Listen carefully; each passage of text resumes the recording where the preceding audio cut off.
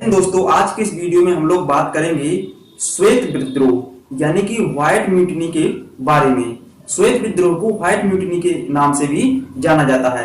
इस वीडियो में हम लोग देखेंगे जो श्वेत विद्रोह है वो किसके बीच में हुआ था, यानी कि यह विद्रोह किसने किया था और कब किया था। देखिए, 1857 की क्रांति जब हुई थी भारत में, तो एक्चुअली क्या हुआ कि 1857 की क्रांति के बाद सन 1858 में भारत का शासन ब्रिटिश कंपनी के हाथों से हटाकर किसको दे दिया गया था? इंग्लैंड के क्राउन को।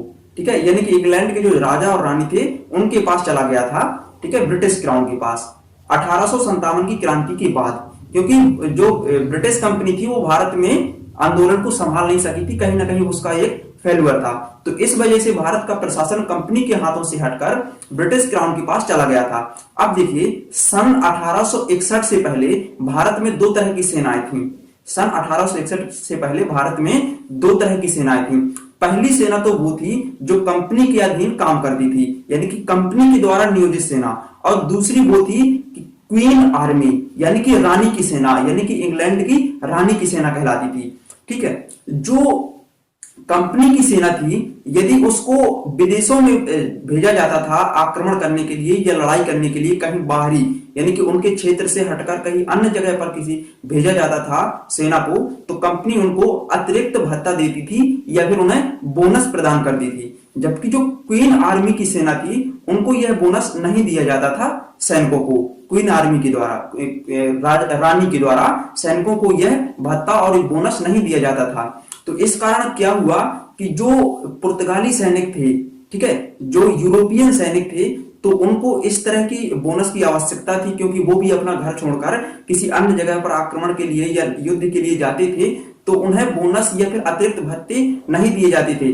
इस कारण से जो यूरोपीय सेना थी वो काफी ज्यादा रुष्ट हो गई थी।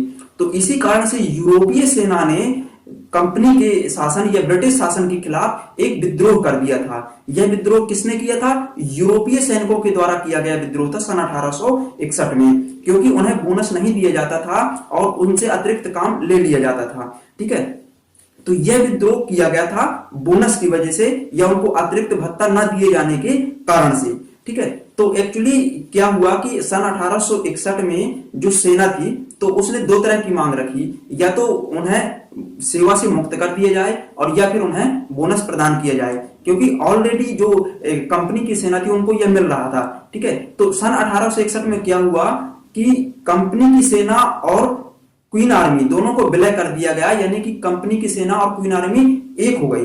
ठीक है, तो अब जब कंपनी की सेना क्वीन आर्मी की सेना में शामिल हो गई तो क्वीन आर्मी को कोई भी बोनस नहीं दिया जा सकता था, नहीं दिया जाता था। तो इसी कारण से उस सेना ने, यानी कि यूरोपीय सैनिकों ने विद्रोह कर दिया था बोनस या अतिरिक्त भत्ते के खिलाफ में। तो इसी को दोस्तों बोलते हैं श्वेत विद्रोह या व्हाइट म्यूटिनी। ठीक है, तो अंत में क्या परिणाम निकला इसका कि सेना को सेवा मुक्त कर दिया गया, उनको अतिरिक्त भत्ता क्वीन आर्मी को नहीं दिया गया।